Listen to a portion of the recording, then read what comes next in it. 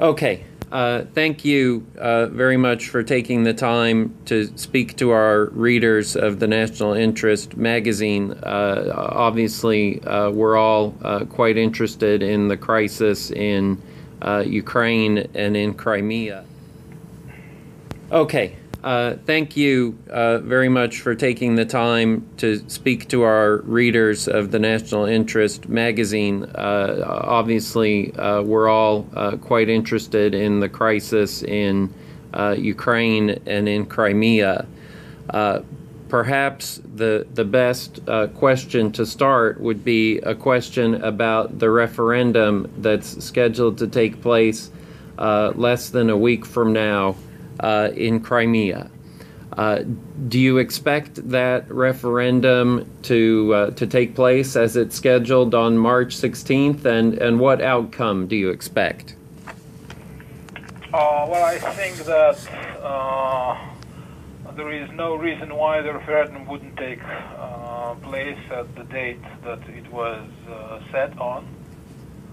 As for the result, as far as I can judge, there is a majority for the first question, whether Crimea should join Russia. How large is this majority? This referendum will probably define. And of course, like in every referendum, it cannot be 100% predictable. But I would say that there are high chances for the first question about the Crimea joining Russia to receive the approval of the majority. If that happens, I have two questions. First of all, as you know, the United States and European governments don't consider it to be a legitimate exercise. And as a result, whatever the outcome, it's likely to be contested. In that environment, if there is a majority vote in Crimea for Crimea to join Russia, and it is contested by the United States and the European Union and perhaps others, how do you expect that the Duma would respond to that? Well, I cannot predict first the result of the referendum. Second, I cannot predict the vote in the Duma. I think that certain things will become more clear when in due time. But I would like to point out that for some reason the United States and their European allies considered the referendum which took place in Kosovo, as far as I remember, in 2002, without the agreement of Belgrade, as fully legitimate. And I don't see absolutely no reason why this very referendum should be considered not legitimate, but one is that it does not correspond to what the ruling elites think in Brussels and in Washington. I don't think this is enough not to recognize the results of this referendum. If it is allowed for the population of Kosovo to define their future by themselves, and it is considered to be a legitimate democratic exercise, almost a direct democracy. So I think in this case, whatever is the result of the referendum in Crimea, it can also be seen as an example of direct democracy and expression of the will of the people. And if the West does not recognize this, it's up to the West. But I think that the will of almost 3 million, of the majority of people in Crimea, is definitely more important than the position that would be taken by in European capitals or in Washington, especially in conditions where they have approved of such referendums before. So I think that the United States and their European allies had set a precedent in Kosovo. And although they said at this time it is no precedent, but it is a precedent, they have opened themselves the Pandora box. They have said that referendums can be a way out of belonging to a country if the majority in this or that region thinks so. And so I think now they have to study more carefully the experience of the Kosovo referendum, and then ask themselves the question, if they recognize the referendum in Kosovo, why they don't recognize this very one? I'm not an American official, or obviously not a European one. I expect many of them would respond to that by arguing that violence that was underway in Kosovo was on a much larger scale than has been seen so far in Crimea. But being that being as it may, do you think that the Duma would take action on the referendum immediately? I mean, within a period of days, or would it take longer than that? And how do you, as the chairman of the Foreign Affairs Committee in the Duma, how would you vote yourself personally on the question of annexing Crimea to Russia? I would like first to respond to your remark about violence in Kosovo. I have to say that the way the power was seized in Kiev was quite violent. There are evidences of killings by the insurgents, the so-called revolutionaries. At least 2 people were killed at the headquarters of the Party of Regions when it was taken over by the insurgents. And they were all from technical, the 2 of them were members of the technical staff who did not have any responsibility. But one of them was shot, another one was burned alive by the Molotov cocktails thrown at him. The head of the administration, of the presidential administration, at a later stage, at the last stage of Yanukovych presidency, Mr. Kluyev was attacked in his apartment and was shot upon, and now with a bullet in his back, he is in a hospital. A communist was seized in Kiev. He was tortured. He had his skull fractured, his head fractured, and so on and so on and so on. So violence was in its place in Kiev. Not to the extent as in Kosovo, but there were quite a few examples of violence and violations of human rights. And I don't think that the people in Crimea would like that to come to him.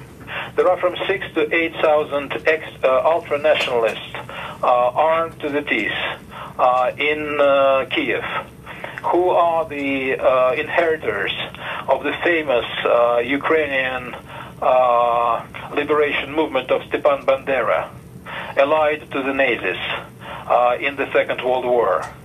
These were the people who took part in the killing of 150,000 Jews, mostly Jews, and also other people in the Babi Yar shooting. Out of 1,500 of those who performed this crime, only 300 were German Nazis, and 1,200 were the predecessors of those who are now patrolling the streets of Kiev with SS signs on their on their laps. So I think that it would be probably quite strange to wait for a violence to come to Crimea before taking some actions. So I think that the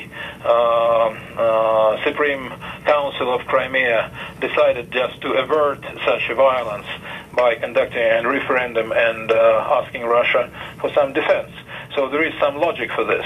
We should not have, a lot of blood to be spilled in order to come to such a decision, especially that, as I say, the forces which are in power in Kiev rely to a large extent on pro-Nazi parties. And one of those parties, which is called today the Freedom Party, initially was called the Social Nationalist Party. You would easily notice that with a slight inversion, you get the National Socialist Party as the real title of this party. And the leader of this party has been one of the partners of the Western powers. He shook hands in Vilnius with the European leaders.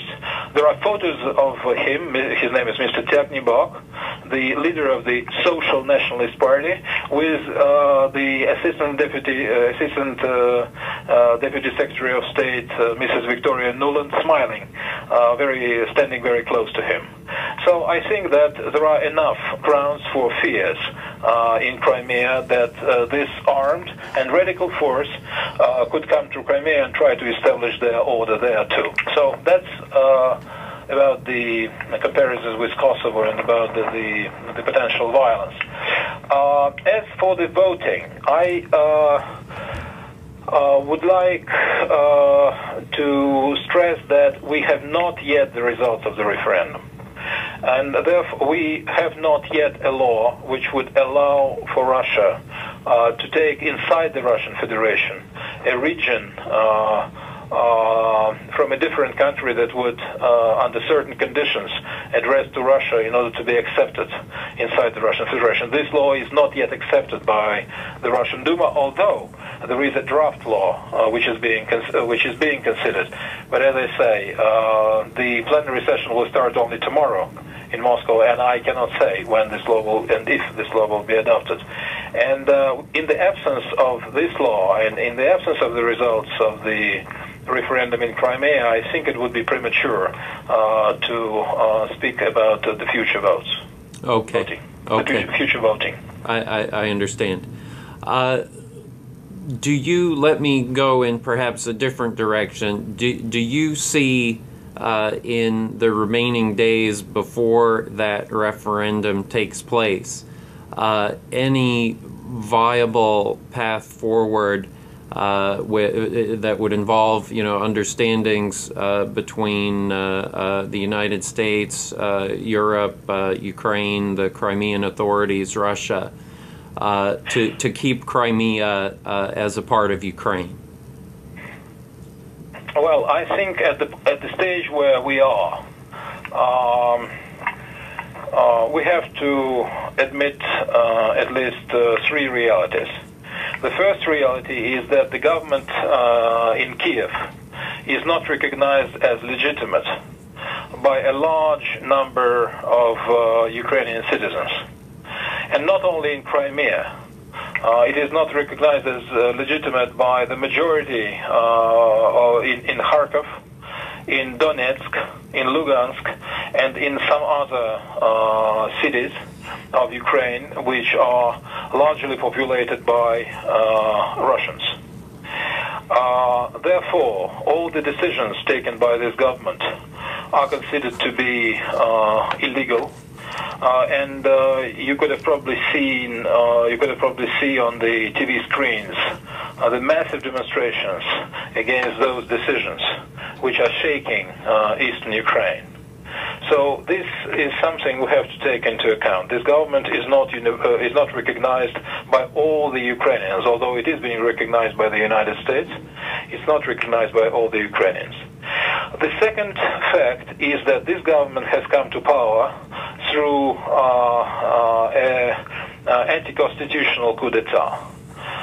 The way the former president, whatever one may think of him, was deposed was absolutely illegitimate. Under any Ukrainian constitution, there is a procedure of the impeachment of the president, unless he himself certifies in a written form that he is wishing to leave. So first, a commission on investigation is created, so that the commission can come to the conclusion that the president has broken the law, or have done something which is justifying his impeachment. At the second stage, the Constitutional Court should be involved, and it should give its own decision, its own judgment. And only on the third stage, the Verkhovная Rada, which is the Ukrainian parliament, should vote on this score. The first two stages of this process were completely bypassed. Actually, the pretext that was used to depose the president was absolutely anecdotal. It was said that he could not be found, and that it means he does not perform his presidential functions. In fact, this is a lie, because Mr. Yanukovych did leave Kiev on February 22nd, but he didn't even leave the territory of Ukraine. He was in Kharkov, a Ukrainian city, and I'm saying this because I was in Kharkov this very day, and I know this for sure.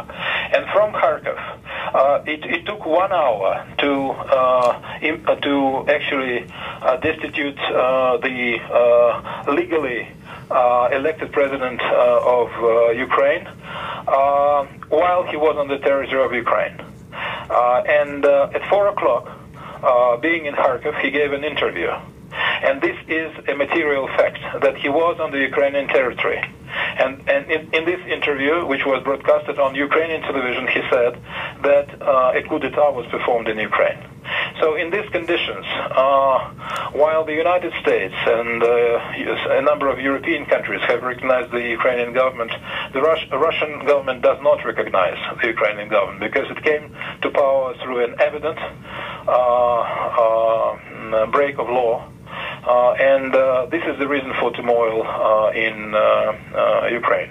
But I thought that President Putin, in his interview several days ago, said that he considered the Ukrainian government to be partially legitimate, and that... No, he said the Verkhovная Rada, the parliament, is partially legitimate. By this he meant that the parliament of Ukraine was elected, and so there is some legitimacy to it. But he said partially, and the reason for this definition is that under threats to them either personally or to their families, a number of members of the parliament had to vote the way they were basically forced to by the opposition who took control of Kiev. And this is also a fact of life. But I thought that Mr. Putin did say that he had instructed Russian government officials to work with Ukrainian government officials.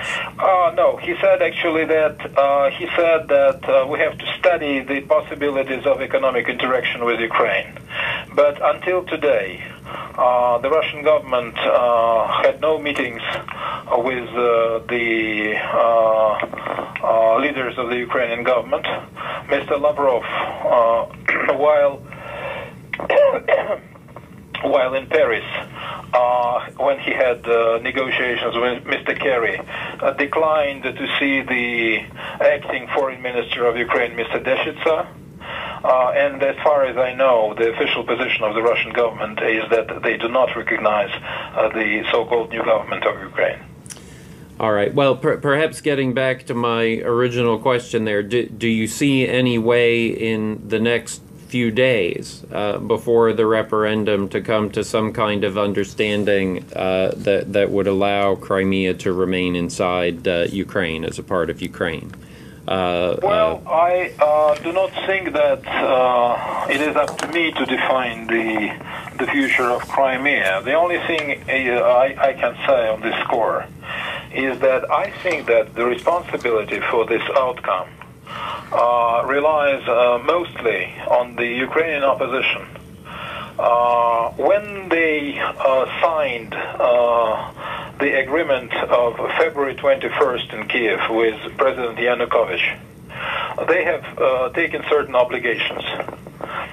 Those obligations were to create a coalition government, which would represent all the regions of the country, including the eastern regions and including all political parties. They had an obligation to disarm immediately the paramilitary formation. They took an obligation to start the constitutional reform. And As you may know, this agreement was guaranteed by the signatures of 3 foreign ministers of France, Poland, and Germany, representing the European Union.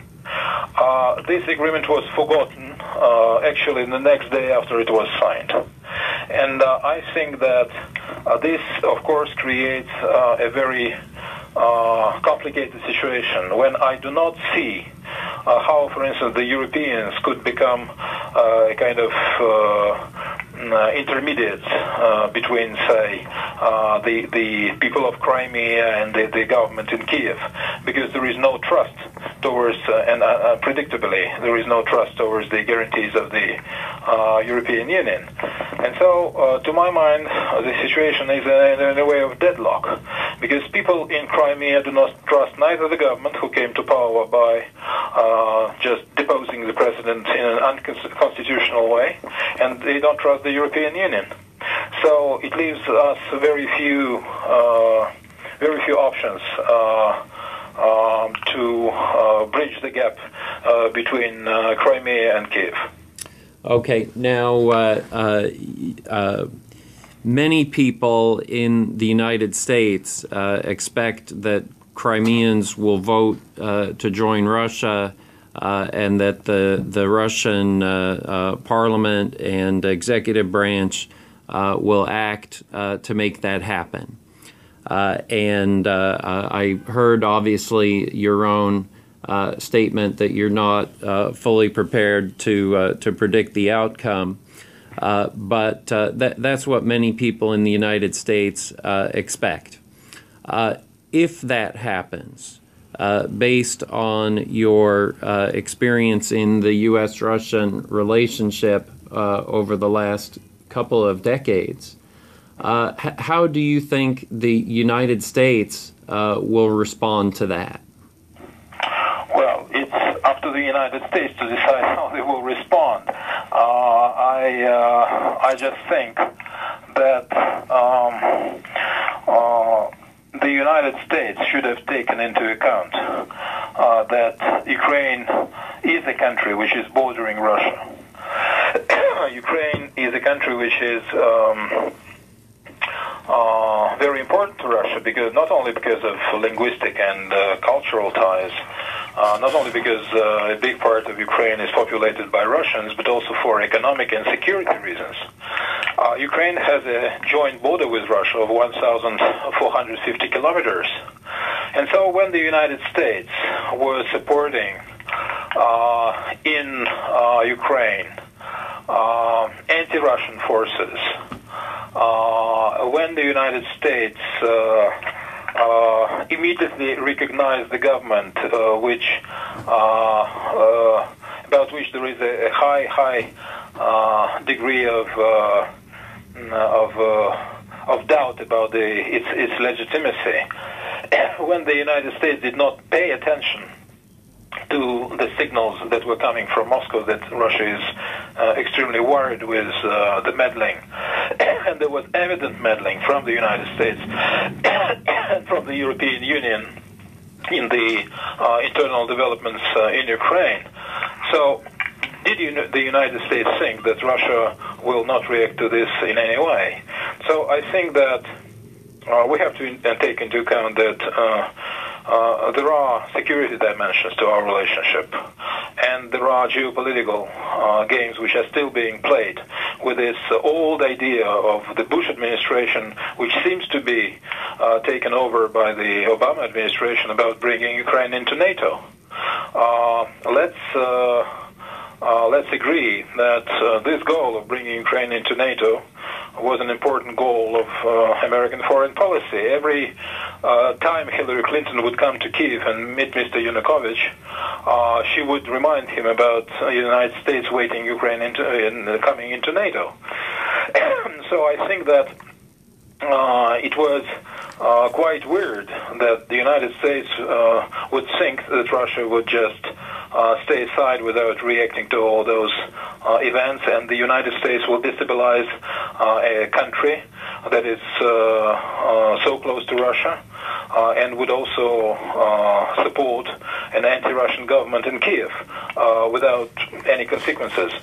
So, as I say, it's up to the United States to decide how they will react. But I would say that Russian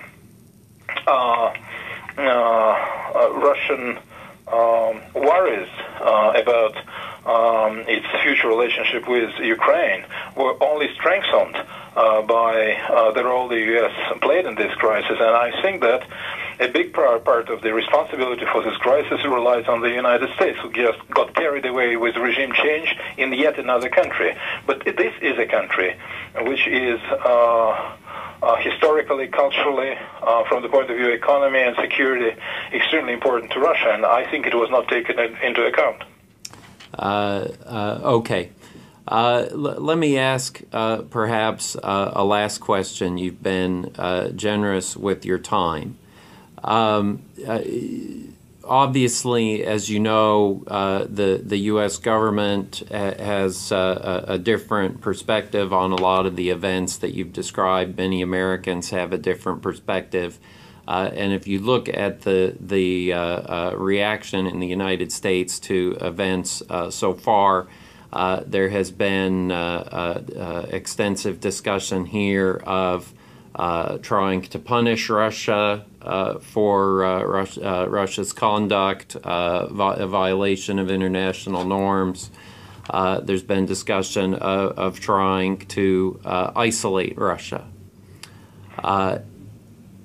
The United States obviously hasn't, as a government, made its own decisions about how to react to what happens. And of course, we don't know what's going to happen in Ukraine. But if the United States reacts to what happens by imposing large-scale sanctions, perhaps together with Europe, by working together with Europe to impose costs, as President Obama has stated, and also trying to isolate Russia, what kind of reaction do you expect from the Russian people and the Russian government? Do you think that Russia will accept that situation? Do you think that the Russian government would retaliate against the United States or the West in that situation? Will the two governments be able to keep that situation under control, or will it escalate? Well, there are a number of questions in what you have just asked me. I would first like to stress out that the United States are uniquely badly placed to talk about international norms and international law. And I have to tell you, I'm now in Paris. And in France, for instance, there is a large skepticism about hearing U.S. officials remind about international law after the United States were the country which was breaking international law on so many occasions in the last 15 years, starting by the war in Iraq. So I think that the fact that the United States mentioned international law when they think others violate it, but do not really follow the international law when their interests are at stake and when they are taking foreign policy decisions. I think this is something which is rather evident not only for Russians but also for Europeans and the Chinese and Indians and many others. Now, the attempts to isolate Russia, I think, will fall flat. What is isolation? Well, with all due respect, the EU and NATO, it's 28 countries, very important countries, but that's not the whole world. And we know that now there are big, important centers of economic might outside of the Euro-Atlantic community. And I think that to isolate Russia is just something that will boomerang on those who will try to isolate it. And by the way, China has made it known on 2 occasions that it will not support strong-handed approaches to Russia. It voiced its opposition to sanctions. It also said it had widely an approach towards events on Ukraine, which is widely shared with Russia. So I would like I would like to say that it has probably to be taken into account when some people think about isolating Russia. Now, what will be the reaction of the Russian people to large-scale sanctions? First, I think that the sanctions from the United States and Europe will differ. Europe is much more dependent on trade with Russia. The volume is $460 billion, which is not something you let easily go in these times of post-recession. Europe has very important investments in Russia. And Europe definitely is interested to keep Russia as an important trade and economic partner, at least. The ties with the United States are not so important. The volume of trade is about $40 billion. There are some important investments of American companies in Russia, but they cannot be compared to European ones. So I think the scale of sanctions will probably differ. The American sanctions may be more thorough and more drastic than the Europeans. And so the reaction of the Russian people will be probably different to the American sanctions and the European sanctions.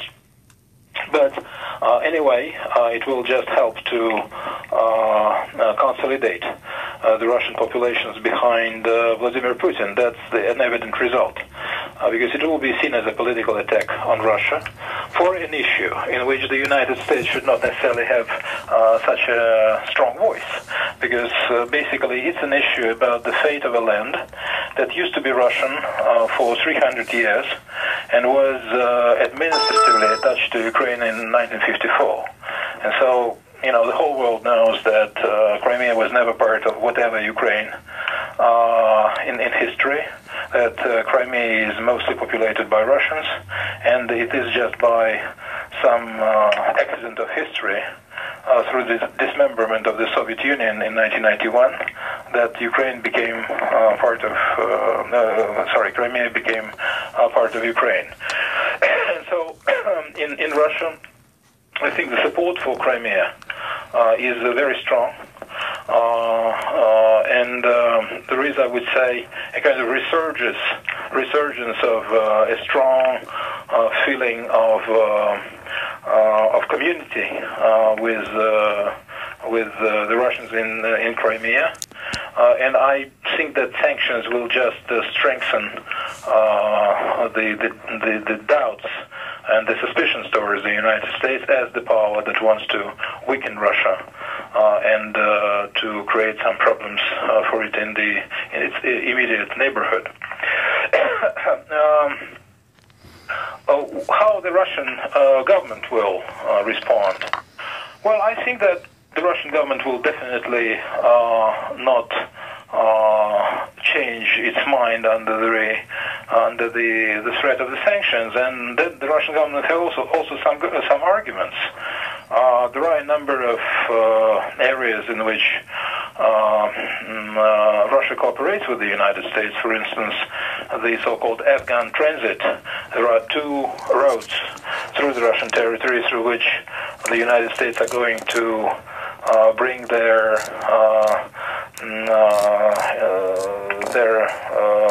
military hardware and all the operational facilities and whatever they want to bring, which are going through the Russian territory by train from Uzbekistan to Riga, to the Baltic Sea, and by air through the Russian airspace. Well, that would the United States like to see these ties severed? That's up to the United States, but this is something which is being already discussed in Russia. Another issue, for instance, is the implementation of the START Treaty.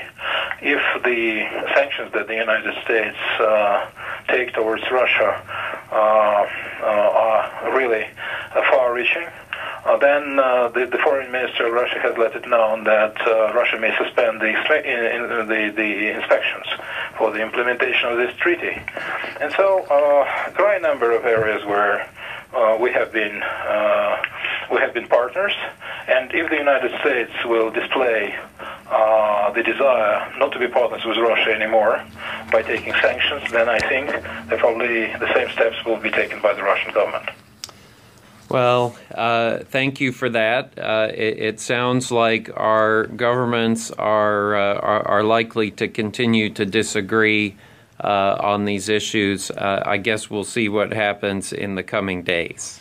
Well, I hope that still with all this very high tension, in all this very high tension situation, you asked me a question about keeping the tension under control.